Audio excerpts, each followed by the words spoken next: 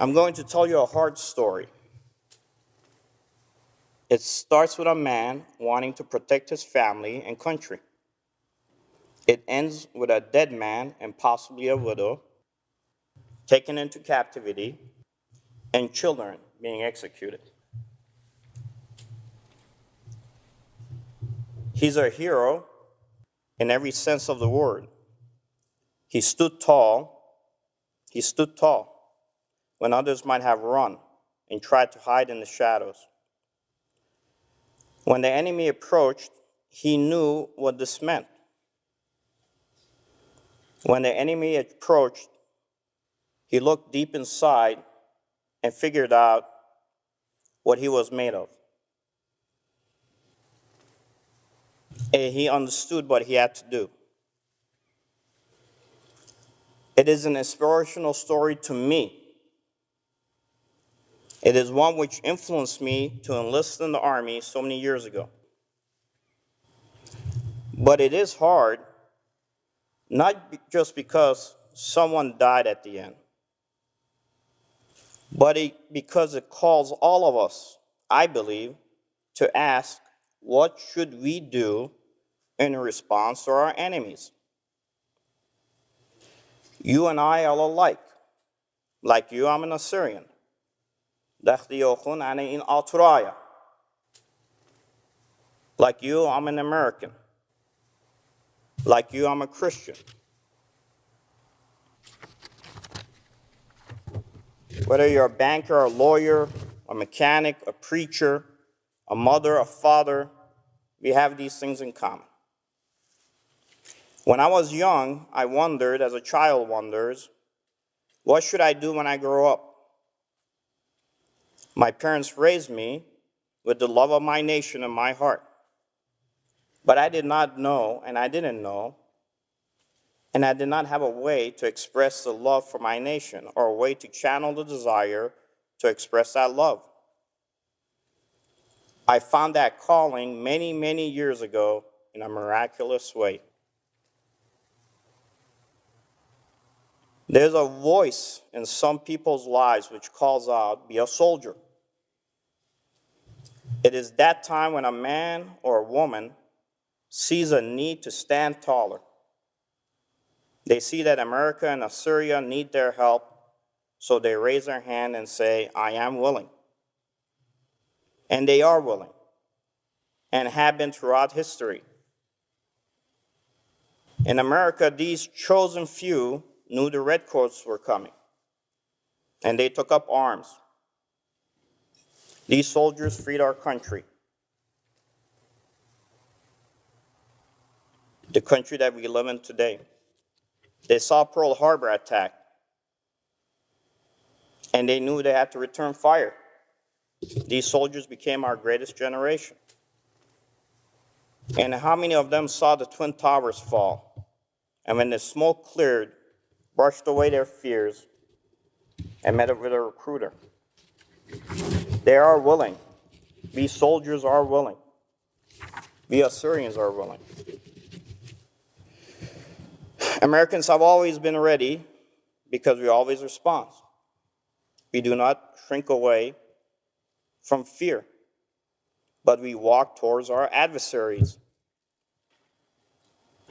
Assyrians have always responded, outnumbered and outgunned, as the vanguards of the civilized world, as heard in their battle cry, Ashur. Today in 2015, we collectively face a different type of an enemy. And America and Assyria still need men and women willing to step into difficult theaters of war, unafraid and ready to protect freedom for the next generation, and to secure their historical lands and heritage for their children.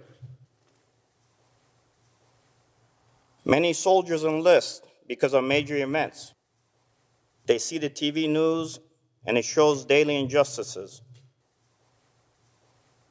These men and women watching know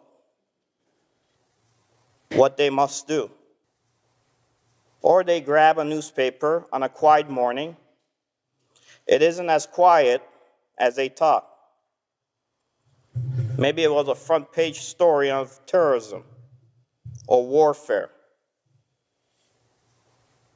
It is hard, even now, as I'm retired, to see a newspaper article and or a story and not take action. I understand. But sometimes the story isn't on the front page, or the second page, or even in a newspaper or read in a history book. That's my story. That's my story. That's the reason I decided to become a soldier in the United States Army. It isn't one you saw on cable TV or in the New York Times. I was born in Iran. I'm an Assyrian by ethnicity who lived through the Iranian Revolution, the taking of the United States Embassy and the US hostages in Iran by revolutionaries. I remember seeing Eagle 1 mission failures unfold on Iranian TV. For the young Assyrians who had been born into freedom in the States, my family life was much like what you saw in the movie Argo. An immigrant at 10 years of age, my story of service to the nation involves another soldier's valiant fight to protect his nation.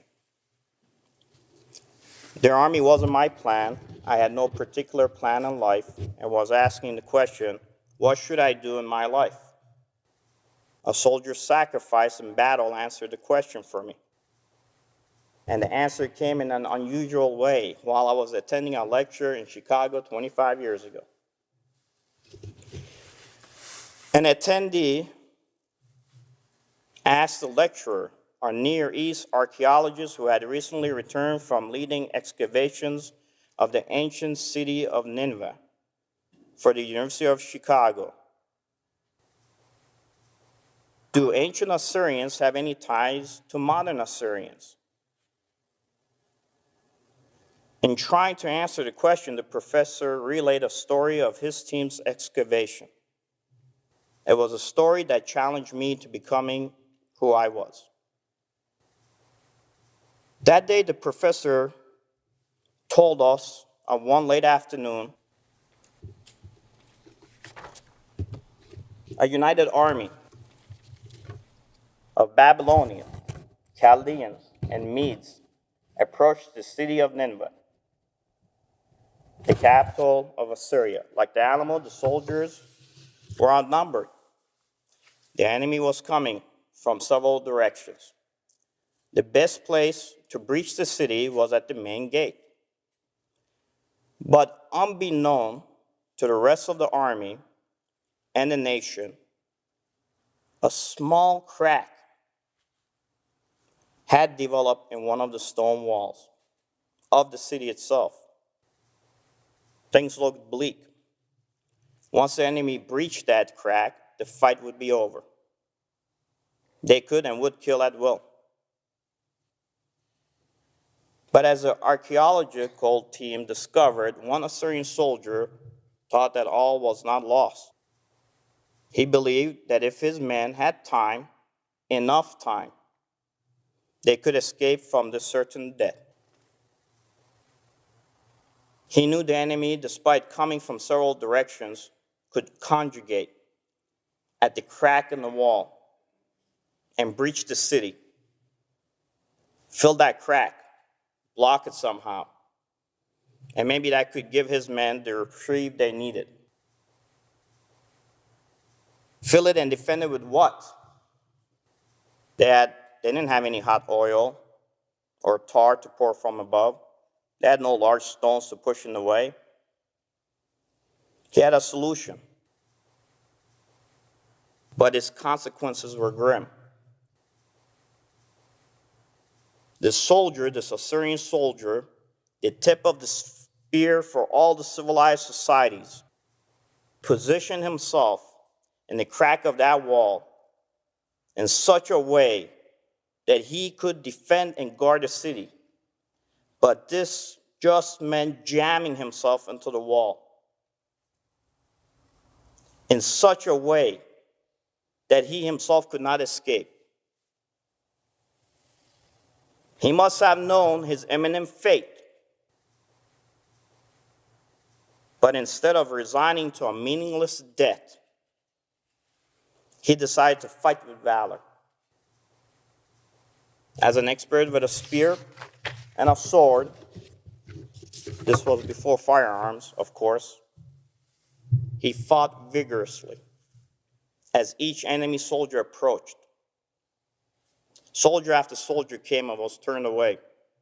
Assyrian archers were taking them out from top of the wall as a single soldier fought them below.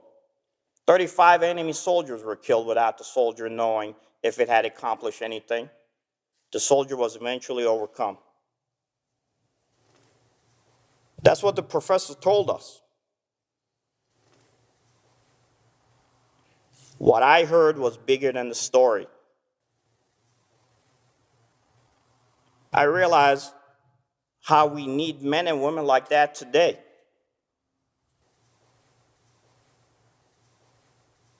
The Assyria of that time, the Assyrian Empire fell that day in 612 BC.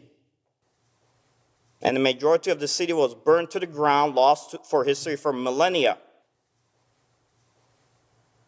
Following the fall of Assyrian Empire on that day, the Babylonians rose to power, followed by the Persians, the Egyptians, the Greeks, the Romans, the Mongols, the Ottomans. A prophet of Israel named Jesus came to be the manifest of God on earth, and Christianity was spread, especially by our Assyrian churches throughout the Middle East, from Anatolia to the mountains of Tibet. Muslims, as you know, believed Muhammad received God's message, and the Arab culture and Islam moved over the landscape of the Near East. Thousands of years later, archaeologists found the body of that Assyrian soldier, as it had become part of the foundation of the original walls of Nineveh, as it had remained in the crack and the ruins of the city, that beloved city which fell in that mighty battle in 612 BC. Only about a dozen of us heard this difficult story, as a professor explained the mortal fate of the brave Assyrian soldier. I learned the soldier died of spear and hatchet wounds. His eye socket was cracked. His cheekbone was pierced. His ribs were speared and broken. A Babylonian sword had smashed the upper forearm. Despite all this, the soldier's own sword was found in hand against the spine of an enemy body, one of the many bodies which had been laid against the crack in that wall. A layer of bodies which had been lost to history and bound together at that moment of death by the clay and the dirt that mounted over Nineveh until it was rediscovered again thousands of years after its fall. No one knows the soldier's name. Anthropologists only know he died fighting, knowing he would die, still holding the enemy of Assyria at bay in the crack of the wall of Nineveh. He died on his feet rather than submit himself to living on his knees under the banner and the flags of his enemies.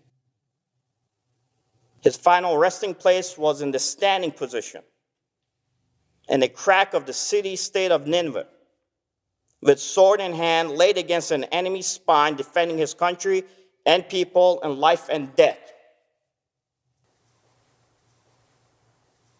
When I heard the story of the sacrifice of that unnamed soldier in that deep place, that place in our hearts and souls where honor, courage, duty, and valor come from, I stopped thinking about the meaningful pursuits of life. Over 2,600 years ago, that unnamed soldier sacrificed himself for a cause, for a mission much bigger than his own life.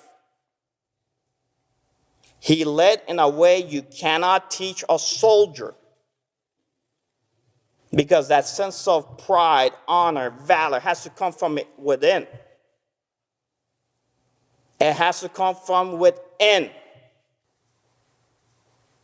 That soldier sacrifice validated who I was. Everything made sense to me that day. I thought about that soldier and how in dying for his country, for his Assyria, and in the service to preserve the beacon of today's civilization, he passed on the traditions and the spirit of that fight and our collective struggle for generations to come. Character and integrity and duty. That, like as demonstrated by the Assyrian soldier without a name in the Nineveh city wall, is what makes up every soldier at every rank. His sacrifice inspired at least one Assyrian who served 20 years. We all know our duty is not to ourselves, but to our country, which we love so much. We have chosen to invest our lives for something bigger. As an American, for this land we all love, for her people, and for the values on which this country and our Constitution are built. As an Assyrian, for our historical homeland, for our people, our families, and for the values on which our traditions are built.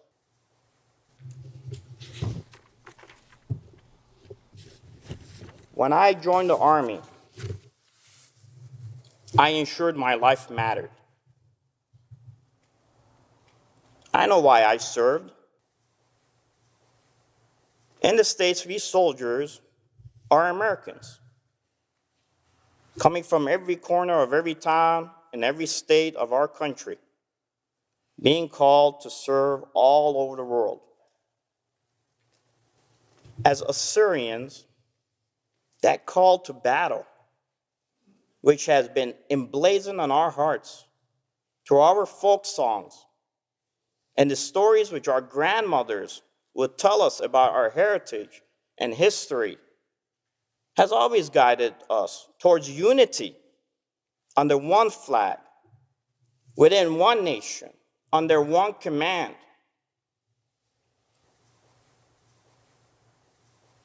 Under one flag, within one nation, under one command. It's not difficult to understand. I myself may not become someone they will write stories about or become the stuff of legend. I definitely won't, trust me. But I'm here to tell you that your life matters. Each and every one of your life matters. That soldier story, yes, that was a long time ago. Let's talk about today. You see the news, the horrible decapitation of Christians and others just because they are not Muslim. If you are so bold as to watch the videos, you will see there is anger and hate in these murderers' eyes. These are not men and women who want peace and freedom, folks. Just a couple of weeks ago, we heard about Charlie Hebdo magazine incident. What happened? Very simply, Islamic terrorists come in and shoot the magazine staff. That's it. That's the basic story. Why? Because their cartoonists and editors publish cartoons considered offensive to Muslims. Listen, there's a lot that magazine publish that is offensive to me as a Christian. I don't read it, but I believe in free speech.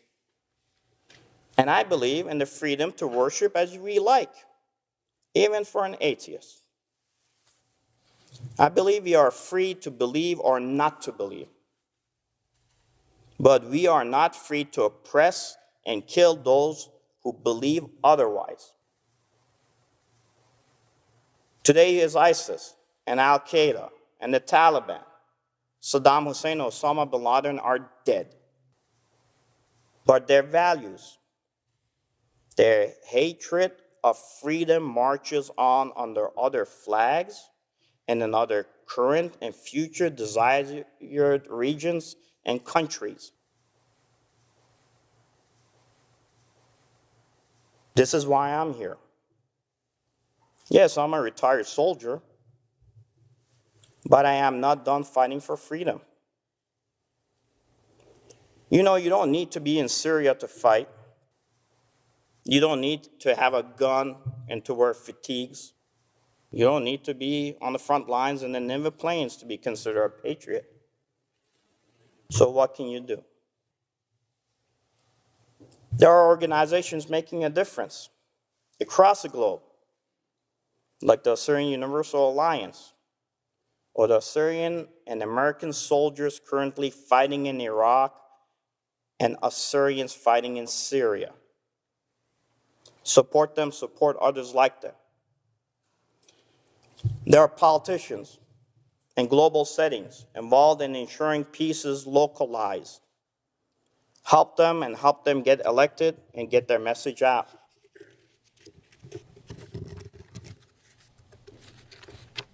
They need your money. All organizations need money. Think of it as an investment in our future, not a tax write-off. They need your time. Whether it's stuffing envelopes or maybe manning a call center, it all helps. Hold a fundraiser, as it is being done today. They need your skills. You might have a skill, a special skill that can really help. It can help them spread the message. They might need someone to design their website or write their press releases. You might have contacts they can use. Please, and I say it with a passion, please know this is the time to step up. I wish I could tell you the details of the stories of what good people and Assyrian soldiers are already doing in strategic areas. But I can tell you that they are and will give you a glimpse of their efforts later tonight. The danger of a speech like this is to get people excited, but nothing changes. Let me tell you, the danger is real. There are things going on deeper than what you read in the news. There are people and places, soldiers and Assyrians in the right places, doing what they need to. Assyrians are securing their own areas under their own command and control and flag. But the battle is long, long from over. They have secured a breach point in their historical lands in the Assyrian villages of Bakufa and Teleskov, and hopefully soon in the larger Assyrian cities of Batnain and Talkef. They have done so in the Khabur River Valley. They've done it along the supply and communication lines, which ISIL is using to reinforce itself into Mosul and other areas of Iraq. They have done so to bring back the displaced families that wish to return. Some may not want to return. Keep that in mind. They have done so to bring back these families. They need your support. And most of all, they need you to not become a distraction or an impediment to the mission to secure their territories under their own command and control structure. You know that the cultural, religious, political, and global issues are tremendous. That's why we need to help those who understand them and who can affect change and dismiss the ones who can't. You got to get to a point to dismiss the ones who can't.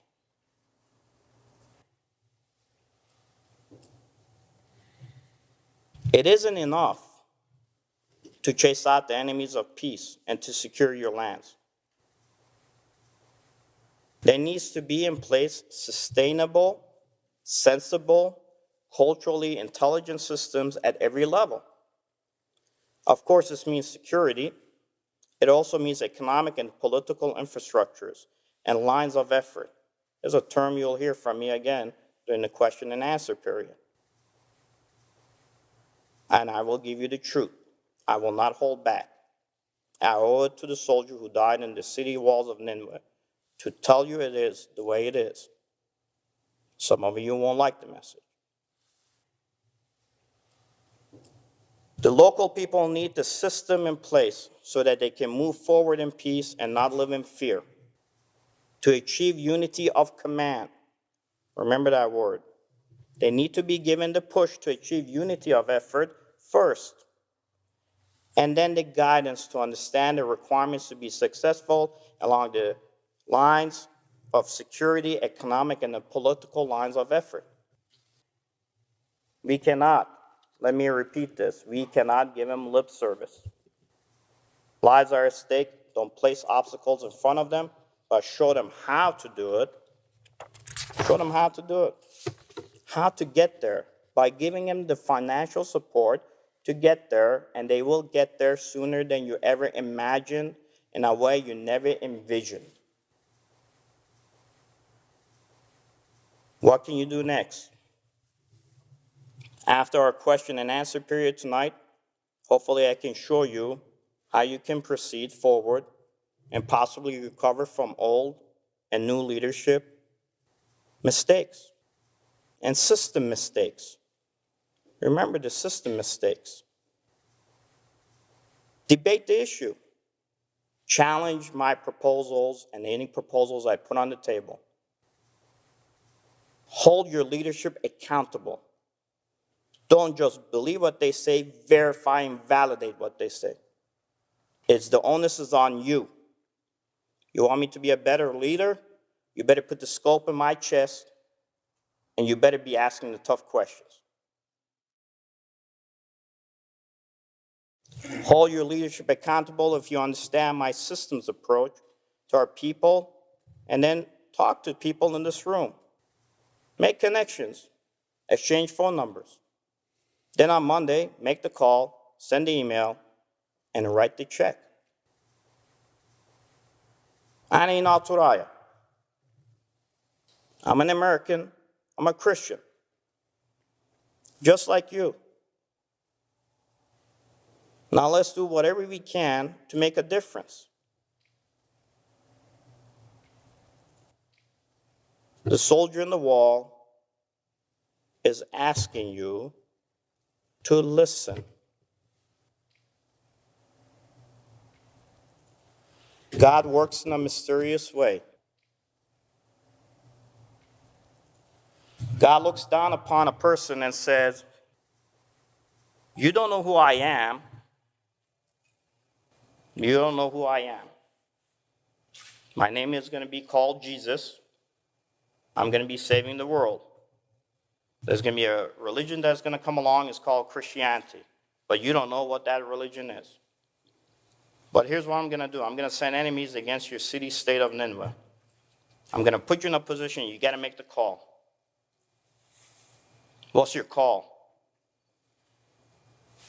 Makes the call, sticks his body in that crack of the wall, and that's where he stands for millennia.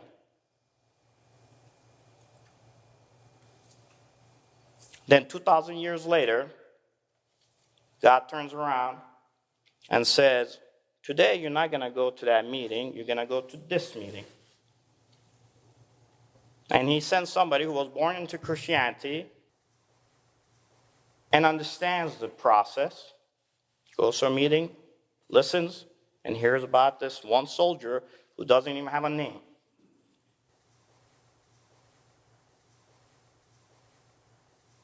And because of his sacrifice, I spent 20 years in the military. I get groomed and trained to be the best professional I can. And on a day in August, when God is looking down and saying, I have given this Christian community many chances to wake up from their sleep. Rosh Shintau. Rosh Mishintuch. But they're not waking up. What's the complaint this time? The Kurds are holding our territory. The Shia are controlling our military. The Sunnis are holding our villages at bay. Here you go. I'll take care of your excuse, and I'll give you something to concentrate on. There's this piece called ISIS. We'll clear these guys out. There's a difficult way of teaching you a lesson. Parents sometimes do. So he removes your obstacle. The Kurds are gone. The Sunnis are gone. The Shia loaded up in 2 C-130 and flew back to Baghdad. Then there's 10, becomes 11, then 12 guys, Assyrian, stand up, pick up their guns and say, we're going to hold our area. We're going to stand in the crack of this wall. He takes the rest of your families and he makes them refugees. He puts them in Ankawa. Says, there's these guys who were administering your region. See how they're administering you now while you're sleeping in the parking lots in Ankawa. If you don't like it, go to Lebanon. Sleep in the parking lots in Lebanon and see how it feels. Go to other locations. And then by just some sheer luck, he says, you will be given an opportunity. On the 25th of January, I'm going to have you stand on stage, I'm going to point at you, and then I'm going to say, go. Well, Assyrians believe that they have a relationship with God, but they're always waiting for the burning bush to talk to them, or the Roman clouds. Well, if you're waiting in San Jose, you're going to have to wait 4 more years to see those Roman clouds. Sometimes he works differently. He says, no-name soldier, you're connected to this Assyrian who becomes a soldier and spends 20 years in the military. Now you stand there and go.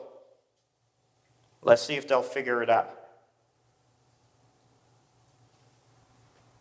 We need unity, folks. He cannot say it to you any clearer. I'm just a messenger.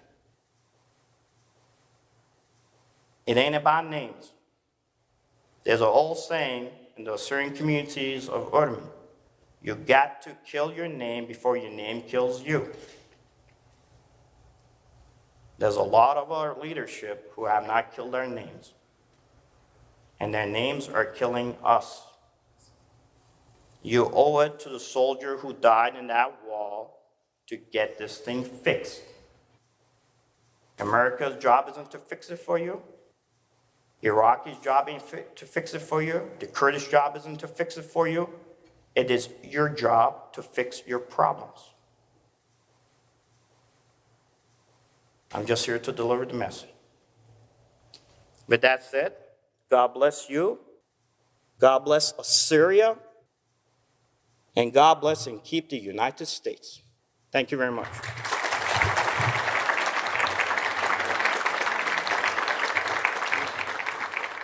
Lieutenant Colonel Sangari had 6 years of continuous combat deployment where he conducted 144 patrols, 22 Special Forces missions, and 2 key direct action operations.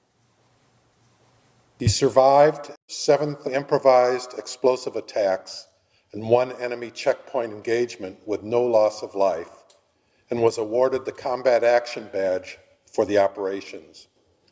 He conducted 670 key leader and tribal leader engagements in support of multiple counterinsurgency operations to counter enemy influence and terrorist activities in the region. He wrote 3 major policy papers for the Special Operations Forces and the Marines on federalism and governance, and he wrote an executive summary on civil military operations. These documents were used as a guideline for conducting civil engagements in Iraq.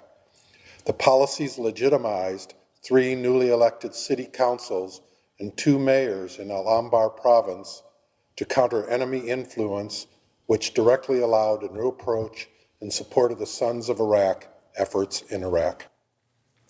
Lieutenant Colonel Sangari has also conducted over 17,000 civil military operations, foreign internal defense support operations, non-combat evacuations, and disaster relief and emergency management missions. He conducted over 7,000 humanitarian missions to mitigate citywide emergencies covering provincial and regional shortfalls throughout the Middle East in support of unconventional warfare, irregular warfare, direct action, and contingency operations. Lieutenant Colonel Sangari planned, resourced, and executed the reception and integration of military personnel from the U.S. Army, North Atlantic Treaty Organization executive officers, and well-known civilian interagency personnel from 6 different U.S. civilian agencies, thus laying the groundwork for a coordinating reconstruction and development activities cells for operations in Afghanistan. His Specialty Skills Initiative became a pilot and a case study for how the Army recruits, trains, and conducts future civil military operations in both accessible and remote areas of the world. The last 2 major projects which Lieutenant Colonel Sangari took on were the analysis, designs, and developments of metrics and standards used to accredit the United States Special Warfare Center and School in both training and education to include assessments and accreditation of the training which affected all civil affairs, special forces, psychological operations, and other special units personnel totaling between 15 to 20,000 persons. He applied his mastery of the latest doctrinal tenets in a thorough analysis of the final draft of the strategic manual on the concept for shaping the warfighting functions. This manual improved the nesting of new concepts into the extant warfighting functions and the U.S. Army Special Operations Command Commander's 2022 vision.